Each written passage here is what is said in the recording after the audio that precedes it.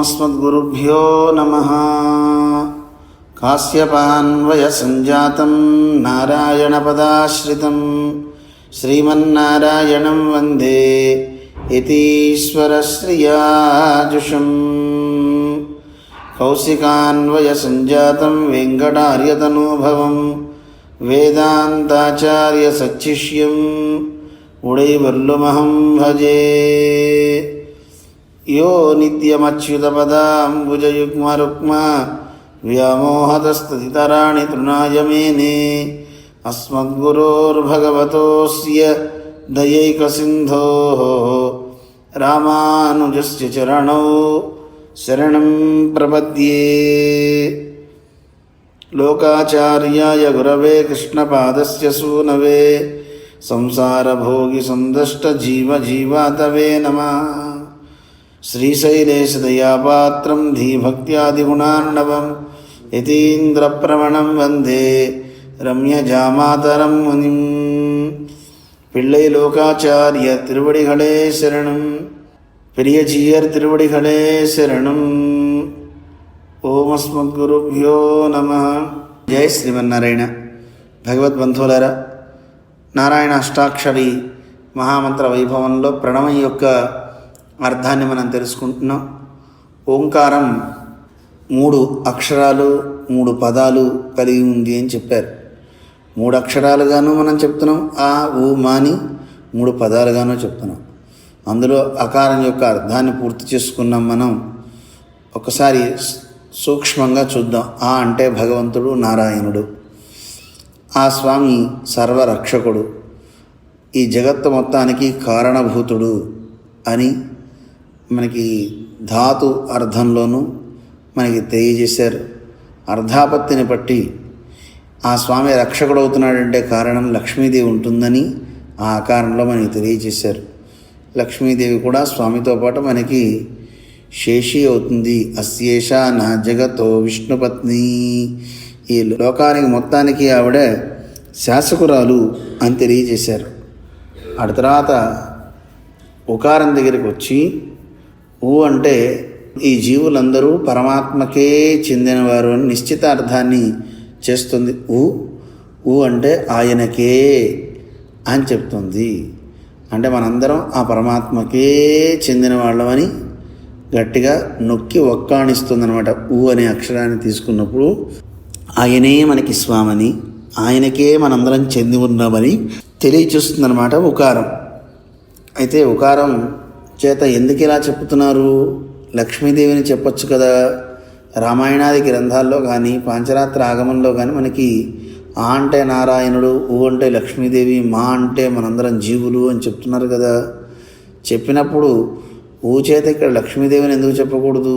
ఆ లక్ష్మీదేవికి అకారవాచ్యుడైన నారాయణుడికి మకారవాచ్యులమైన మనందరం శేషభూతలం అంటే ఆయనకి దాసులం అని చక్కగా చెప్పేయచ్చు కదా.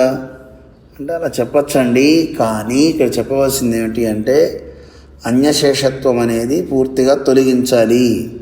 ఇతరులకు మనం శేషభూతం కాము.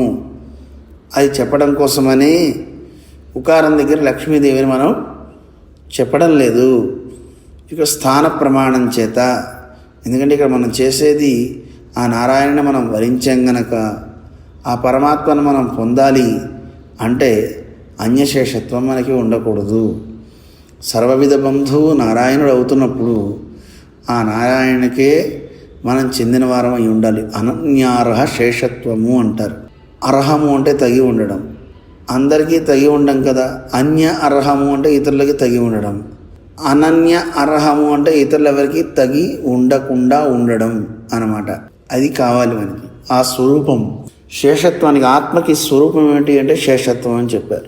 ఈ శేషత్వం కలిగినటువంటి ఈ స్వరూపం కలిగిన ఈ జీవుడు ఎప్పుడు గొప్పవాడవుతాడు అంటే పరమాత్మ ఎందే నిశ్చలమైనటువంటి భక్తి కలిగి ఉండాలి. అంటే చెలించకూడదు, అటు ఇటు పోకూడదు.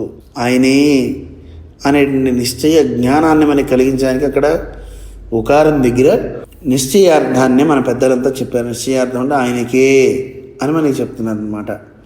అందువల్ల ఆయనకే అంటే ఇతరులకు కాదు అని నిషేధాన్ని తెలియజేస్తుంది ఉకారము. అందువల్ల పరమాత్మ శేషత్వం అనేది ఏదైతే ఉందో ആ ശേഷത്വത്തിലും അന്യശേഷത്వం కలిగే ప్రధానం. పరమాత్మకి మీరు సేవ చేసినా చేయకపోయినా పర్వాలేదు, కానీ ఇంకోళ్ళకి మాత్రం మీరు చెంది ఉండకూడదు అనేది తెలియజేశారు. ఎందుకో అవన్నీ చెప్పారు. ఇక ఉకారం ఎందుకో మనకి తెలియజేసిన తర్వాత ఈ ఉకారం యొక్క అర్థాన్ని మనకి తెలియజేస్తున్న ఆయన మీకు ఒకటే చెప్తున్నాం, వినండి. ఈ ఉకారం చేత మనకి ఏం తెలుస్తుంది అంటే, తనక్కుం పిరక్కుం ఉరిత్త నెనిగిరదు. తనకి తాను దాసుడు కాదు, ఇతరులకి దాసుడు కాదు. అందువల్ల ఈ జీవుడు నాకు నేనే చెందినవాడినండి అని అనడానికి వీల్లేదు, నేను ఇతరులకి చెందినవాడిని అనడానికి లేదు. మనందరం ఆ సర్వేశ్వరుడికే చెందిన వాళ్ళము. దాన్ని మనకి తెలియజేశారనమాట. ఇప్పటిదాకా దాన్ని మొత్తాన్ని సేవించాం. ఇప్పుడు మనకి మకారం యొక్క అర్థాన్ని చెప్తున్నారు. ఆ ఊ మా మకారం ఏమిటండి అంటే, ఆ మకారాన్ని తృతీయ అక్షరమాన మకారార్థత్తయ్యరుడి చేయిరార్. ఇక మకారం యొక్క అర్థాన్ని తెలియజేస్తూ, మకారం ഇരുപത്തഞ്ചാമക്ഷരമായി ജ്ഞാനവാചിയുമായിരുക്കയ്യാലേ ఆత్మావై చులిగిరదు. మకారం చేత ఏం తెలుస్తుందండి అంటే, 25 25 అక్షరం అని చెప్తున్నారు. జ్ఞానవాచియుమాయి జ్ఞానం కలది అని తెలుస్తుంది. ఇరుకయ్యాలి అలా అవడం చేత ఆత్మావై చులిగిరదు, ఆత్మ అని చెప్తున్నారండి అంటున్నారు. ఎలా అండి? 25 అక్షరం మకారం మనం తీసుకుంటే హల్లుల్లో ఉంటుంది. కకారం నుంచి మొదలు పెట్టాలి. కవర్గము, చవర్గము, టవర్గము, తవర్గము, పవర్గము. పవర్గంలో చివరి అక్షరం అనమాట. పాప బాబ మా 5వ అక్షరం అనమాట. పైనుంచి మనం చూస్తే కఖగంగ, చచజంజ్ఞ, టాటాడఢణ, తాతాదధన, పా ఫ బ భ మ.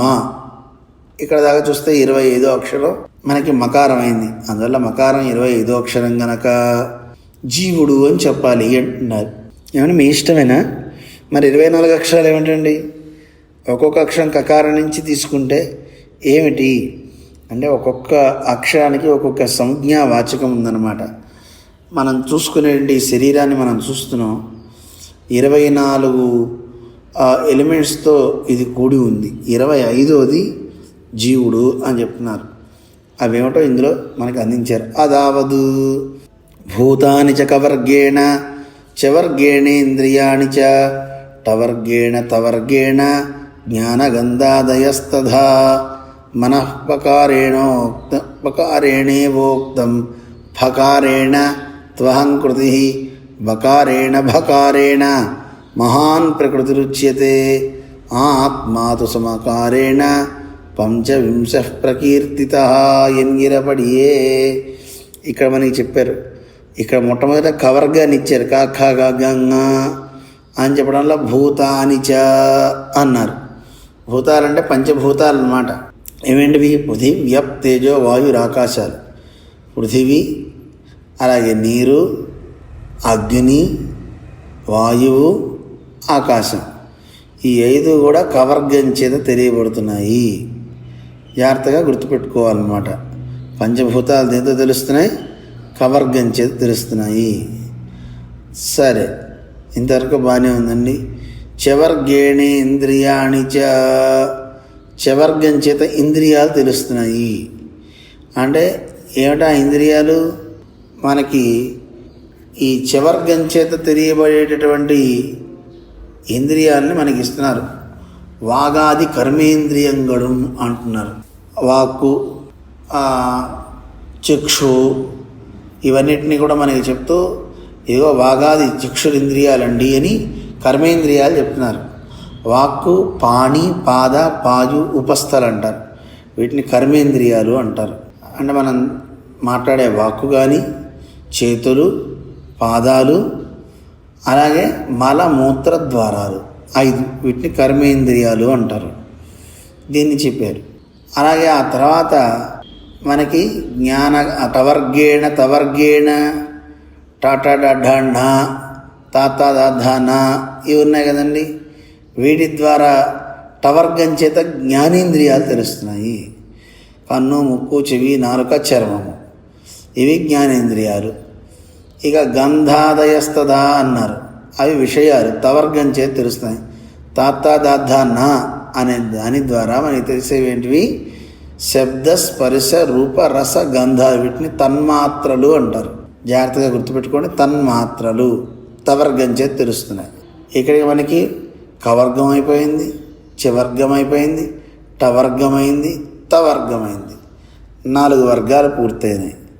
ఇప్పుడు మనఃపకారేణేవోక్తం. ఇప్పుడు పాప మా ఉంది కదండి, వాటిని వివరిస్తున్నారు. పకారం చేత తెలిసేది ఏమిటి అంటే మనస్సు తెలుస్తుందట. ఫకారేణ త్వహంకృతి, ఫ అంటాం కదండి, దాని ద్వారా అహంకారం అనేటిది తెలుస్తుంది. భకారేణ మహాన్ ప్రకృతి రుచ్యతే. బకారం చేత మహాన్ అనేది తెలుస్తుంది, భకారం చేత ప్రకృతి తెలుస్తుంది. ఇలా మహత్తు ప్రకృతి, మూల ప్రకృతి అంటారు. ఇవి మనకి 24 ఇక్కడ మనకి అయినాయి. ఆత్మాతు సమకారేణ పంచవింశ ప్రకీర్తిత. 25వది ఆత్మ అని తెలియజేశారు. ఒకసారి జాగ్రత్తగా చూడండి. పంచభూతాలు కకారం చేత తెలిసిన కవర్గం చేత, చవర్గం చేత ఇంద్రియాలు తెలుస్తున్నాయి, కర్మేంద్రియాలు వాక్ పాణి పాద పాయు ఉపస్థలు, ఇక్కడికి 10 అయినాయి. టవర్గం చేత జ్ఞాన ఇంద్రియాలు తెలుస్తున్నాయి, జ్ఞానేంద్రియాలు 15 అయినాయి. తవర్గం చేత తన్మాత్రలు తెలుస్తున్నాయి, శబ్ద స్పర్శ రూప రస గంధాలు అంటారు. ఇక్కడికి 20 అయినాయి. ఇంకా 4 మనకి రావాల్సి ఉన్నాయి. ఆ 4లో పకారం చేత మనస్సు తెలుస్తుంది, భకారం చేత అహంకారం తెలుస్తుంది, బకారం చేత మహత్ అంటారు తెలుస్తుంది, భకారం చేత ప్రకృతి అనేది తెలుస్తుంది, మూల ప్రకృతి అంటారు. 25వది ఆత్మాతు సుమకారేణ పంచవింశ ప్రకీర్తిత. 25వది ఆత్మ జీవుడు అంటున్నారు. ఏమండి, ఈ శరీరం అంతా కూడా ఈ 24 తత్వాలతో కూడి ఉందండి. 24 తత్వాలతో కూడి ఉన్నటువంటి ఈ శరీరంలో 25వ తత్వంగా భగవంతుడు మన్ని పెట్టాడు, తీసుకొచ్చి ఆత్మని పెట్టాడు. ఈ ఆత్మ కేవలం ఒక్కటే ఉండదు, దాంతోపాటు పరమాత్మ కూడా కూడి ఉంటాడు. ఉంటేనే ఈ శరీరం కదులుతుంది, చైతన్యవంతమవుతుంది శరీరం. నిజానికి ఈ శరీరానికి ఆత్మ పరమాత్మ ఇద్దరు లేకపోతే దీనికి నిలకడే ఉండదు, ఇది శవం అవుతుంది. అందుకే పరమాత్మ ఏం చేస్తాడు? అనేన జీవేన ఆత్మన అనుప్రవిశ్య నామరూపే వ్యాకరవాణి. ఆ పరమాత్మ ఈ జీవుని తీసుకుని ఈ శరీరాల్లోకి ప్రవేశిస్తాడు. అలా ప్రవేశించి ఈ శరీరానికి ఒక సత్తని కలిగిస్తాడు. లేకపోతే ఇది మాట్లాడడం ఏమిటండి, ఇది చూడడం ఏమిటండి, ఎంత ఆశ్చర్యం, ఇది తినటం ఏమిటి? శరీరం కన్నా అచేతనం కదా, ప్రాణం లేనిది. దీని ప్రాణం పెట్టాడు కనుక ఇదిలా అన్నీ చేస్తుంది. ఇప్పుడు చూడండి, మనకి రోడ్డు మీద బొమ్మలు తయారు చేస్తారు. మనం కీచి వదిలితే అది దాంట్లో ఏది ఫీడ్ చేస్తే అది అవుతుంది. అది ఏడవాలి అంటే ఏడుస్తూ ఉంటుంది, నవ్వాలి అంటే నవ్వుతూ ఉంటుంది, మాట్లాడాలంటే మాట్లాడుతుంది. కీ ఉన్నంత వరకే, మళ్ళీ కీ పెట్టాలి, మళ్ళీ చేయాలి. అలాగా బొమ్మలు ఎలా అయితే కనుక 1 సెకను 2 సెకండ్లు మనం బ్యాటరీ పెట్టి కీ చేస్తే ఎలా ఉపయోగపడుతున్నాయో, భగవంతుడు కూడా ఈ సృష్టి చేసేటప్పుడే మనకి ఈ చిప్పు మీద ఇన్నాళ్ళు అని పెట్టేస్తాడు. అన్నాళ్ళు కీ వచ్చిన తర్వాత అన్నాళ్ళు చక్కగా మనం ఆడతాం, పాడతాం, అని చేస్తాం. కానీ బొమ్మలో ఏది ఫిట్ చేస్తే అదే వస్తుంది. కానీ పరమాత్మ మనకి అన్నిటినీ ఇచ్చాడు, స్వతంత్రతను ఇచ్చాడు, వాక్కుని ఇచ్చాడు, దృష్టిని ఇచ్చాడు. ఒరే, ఏది పడితే చూడకరోయ్, ఏది పడితే అది వినకరా, మంచిగా నువ్వు మొసలుకో, ఇదిగో నీకు శాస్త్రాన్ని ఇస్తున్నా అని ఎన్ని రకాల మనకి సౌలభ్యాలు పరమాత్మ ఇచ్చాడు. ఆయన కృపకి అంతే ఉందండి. అందుకే పరమాత్మ మనకి ఇచ్చిన శాస్త్రం ఉంది చూసారా, అది 1000 తల్లుల పెట్టుడండి. మామూలుగా ఒక తల్లి తండ్రికే మన మీద ఎంతో ప్రేమ ఉంటుంది కన్నవాళ్ళకి, కానీ వేదానికి మన మీద ఉండే ప్రేమ ఇంత అని మనం చెప్పలేం. మాతా పితృ సహస్రేభ్యోపి వత్సరతరం శాస్త్రం అంటారు. 1000 మంది తల్లిదండ్రుల యొక్క ప్రేమంతా తీసుకొచ్చి ఒక చోట కుప్పగా పోస్తే అది వేదం యొక్క ప్రేమట. అంతమంది ప్రేమిస్తుంది. మన బాగు కోసం వేదం అన్నీ చెప్తుందన్నమాట. అటువంటి వేదాన్నే మనం మనకెందుకండి పాత చింతకాయ పచ్చడి అనేవాళ్ళు కూడా ఉన్నారు. కానీ ఆ వేదాన్ని కనుక మనం వదలకుండా పట్టుకుంటే ఆ వేదం అన్నిటినీ తెలియజేస్తుంది. సకల శాస్త్రాలలో ఉన్నటువంటి మర్మాలన్నింటినీ తెలియజేస్తుంది. వేదం యొక్క గొప్పతనం అంతటిదనమాట. అందువల్ల పరమాత్మ ఈ జీవుల్ని ఉద్ధరించడం కోసం ఈ శరీరంలో ప్రవేశిస్తాడు కనుకే ఆయన ఉండబట్టే మనకొక పేరు ఆకృతి వస్తున్నాయి. లేకపోతే వస్తాయా? పరమాత్మే కనుక మనని తీసుకెళ్ళలేదనుకోండి, ఒక శరీరాల్లో పెట్టకపోతే మనకి పేరు ఉంటుందా? పేరు ఉండదు. అలాగే మనకు ఒక రూపం ఉంటుందా? ఉండదు. ఒక వ్యక్తికి ఒక పేరు ఒక రూపం వస్తుందంటే కారణం పరమాత్మే. నామ రూపే వ్యాకరవాణి అన్నారు కదా. నామాన్ని పేరుని రెండింటినీ ఆయన చక్కగా వచ్చేలా చేస్తాడు అని మనకి తెలియజేస్తాడు అనమాట. అందువల్ల 24 తత్వాలు ఉన్న తర్వాత 25వ తత్వం జీవుడు అని చెప్పారు. అంటే మరి జీవుడు అనేది ఎక్కడుందండి అంటే మనకి వేదమే చెప్తుంది. పృథివ్యాది ప్రకృత్యంతమాన 24 தத்துவங்களுக்கும் வாசகமான இருந்துள்ள ககாராதி மகாராந்தமான 24 அக்ஷரம் போலன்னிக்கே மகாரம் 25ஆம் అక్షరమాయ్. మనం పృథివీ అది పంచభూతాలు దిగించి మొదలు పెడితే 24 తత్వాలు ఏవైతే ఉన్నాయో ఆ 24 తత్వాలకి వాచకంగా ఇగో ఇక కకారం దిగించి భకారం వరకు 24 అక్షరాలు వచ్చేయండి. అవి కాకుండానే మకారం 25వ అక్షరము. ఇది ఎలాంటిది? మన జ్ఞానే మను అవబోధనే ఎనిగిన ధాతు విరేయాదల్. ఈ సంస్కృతంలో రూట్స్ ఉంటాయి ధాతువులు.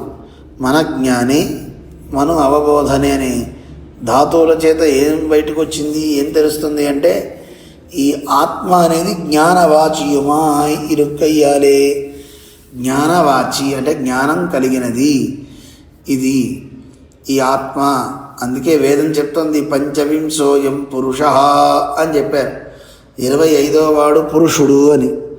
అండ్ మరి స్త్రీ కాదా అని డౌట్ అడగండి. పురుషుడని ఎందుకంటున్నారు? స్త్రీ అయినా పురుషుడైనా ఎవరైనా పురుషుడనే పిలుస్తారు. ఎందుకు? పురి సేతే ఇది పురుష. పురంలో పడుకుని ఉండేవాడు ఎవడో వాడికే పేరు పురుషుడని పేరు. పురం అంటే ఈ శరీరం.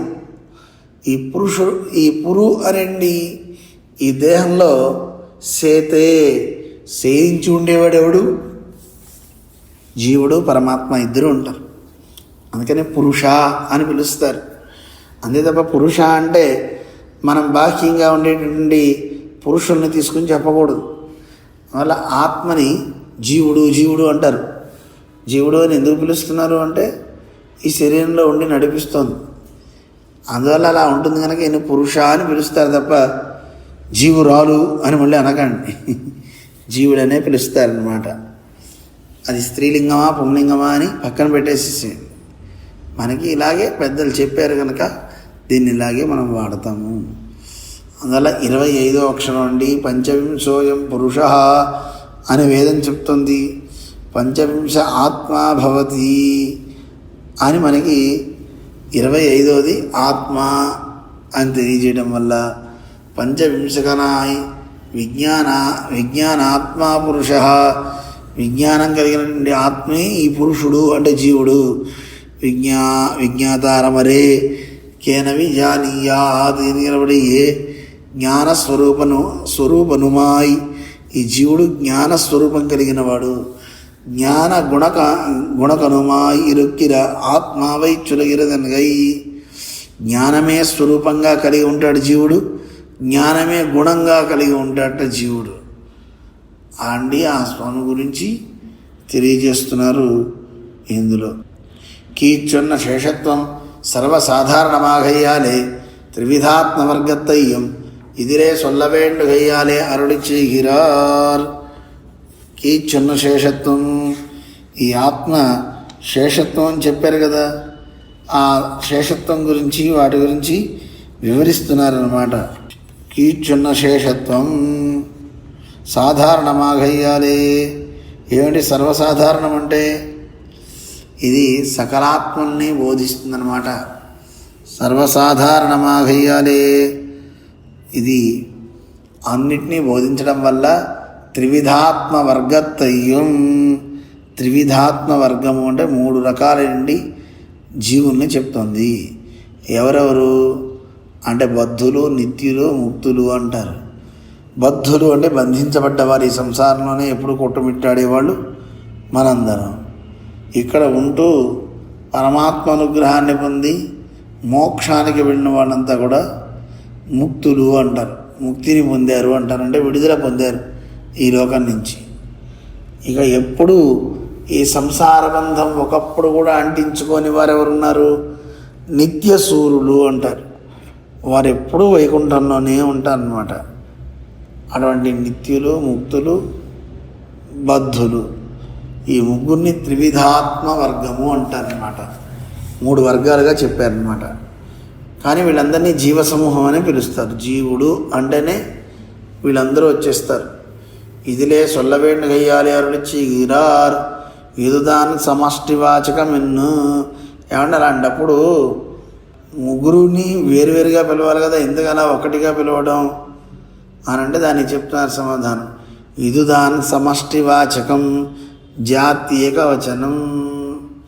ఏమండి, జాతి ఏకవచనం అండి. ఇది సమష్టివాచకం, జీవులందరినీ కలిపి చెప్తున్నారు కదా, బద్ధులు, నిత్యులు, ముక్తులని. అందులో వీళ్ళందరినీ కలిపి ఒకే వర్గం కింద ఆత్మ అని చెప్పేస్తున్నారు అన్నమాట.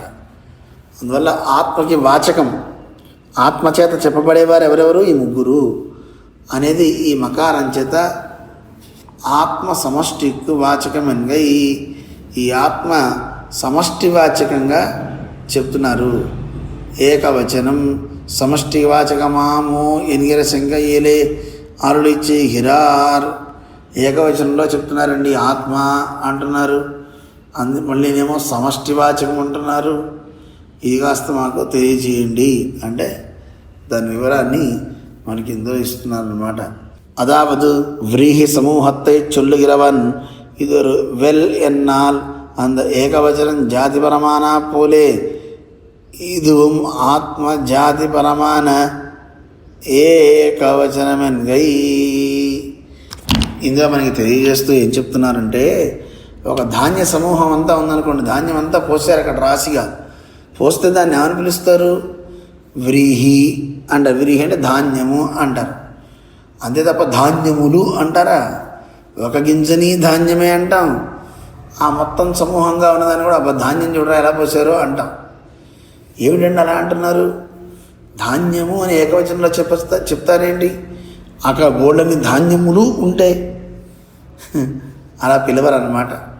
ఇదొరు నెల్ ఎన్నాల్ ఇదొక్కటి అని అంటారు కదా, ఇదే జాతి ఏకవచనం అంటారనమాట.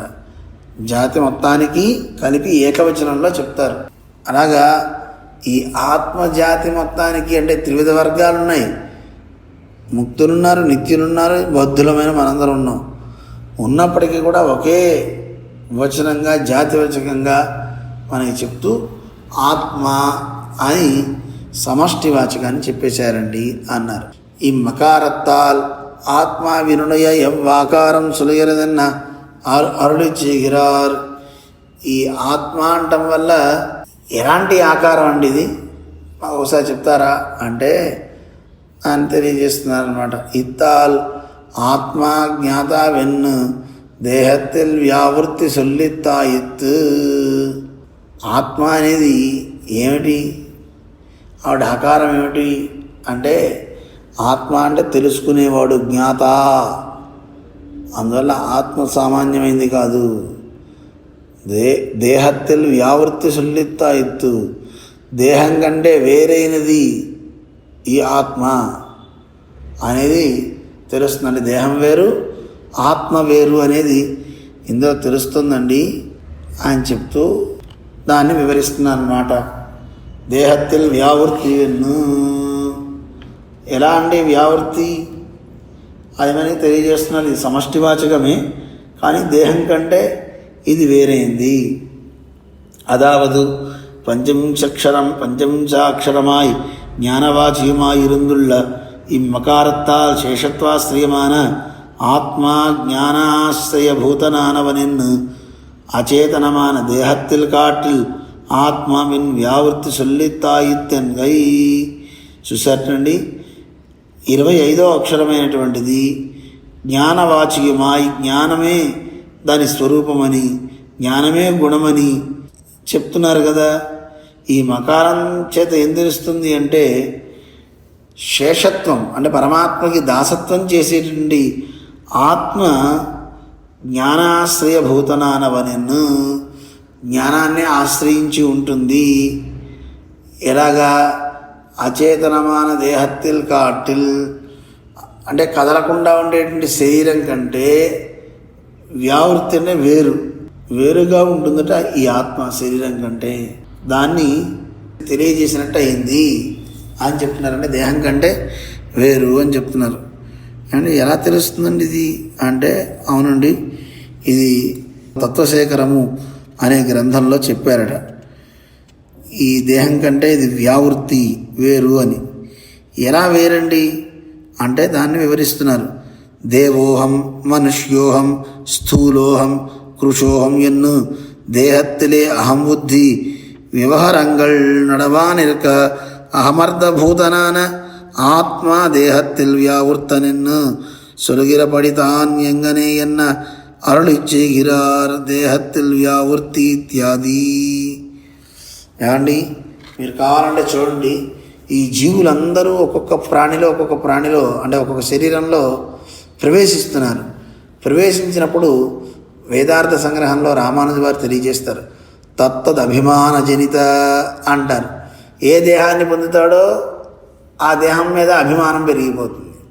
పెరిగినప్పుడు ఏమంటాడు? దేవోహం, నేను దేవుణ్ణి అంటే ఒక దేవతగా ఈ జీవుడు అయ్యాడు అనుకోండి, నేను దేవతని అంటాడు. అలాగే నేను లావుగా ఉన్నాను, నేను సన్నగా ఉన్నాను అంటాడు. స్థూలోహం కృషోహం. నిజానికి ఇవన్నీ ఆత్మకుంటాయా? ఆత్మకుండవండి, ఇవన్నీ దేహధర్మాలు.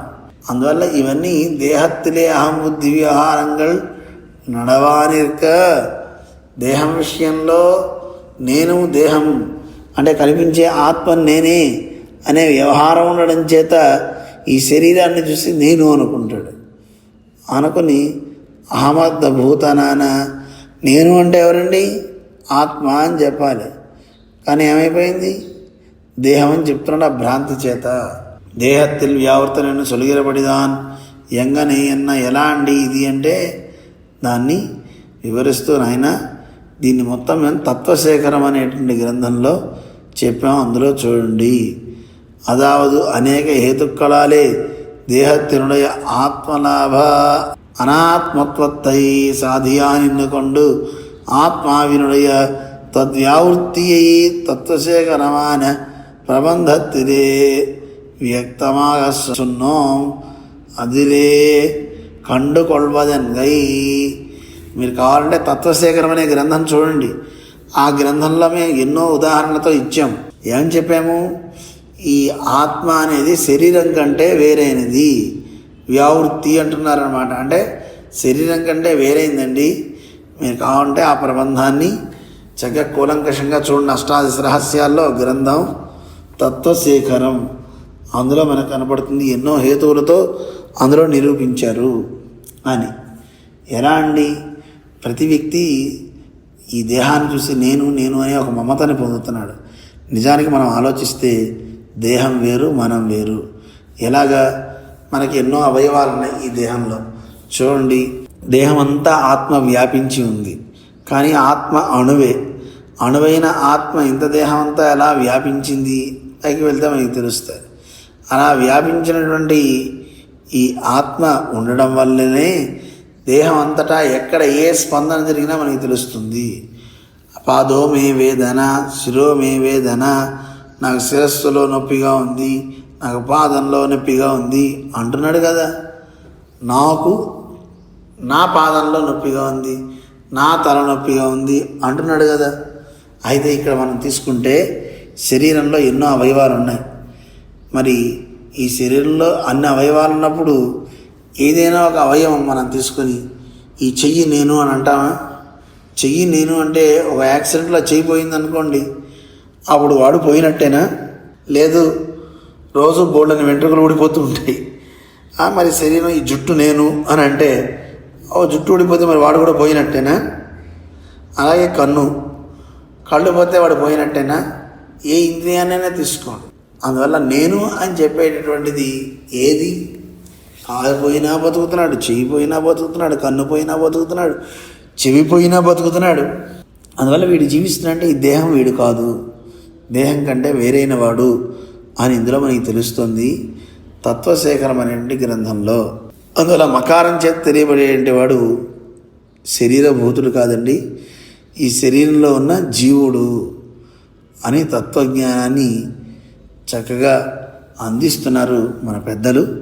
దాన్ని రేపు కూడా తెలుసుకుంటూ ముందుకు వెళ్దాం. ఓం అస్మద్ గురుభ్యో నమః. జై శ్రీమన్నారాయణ.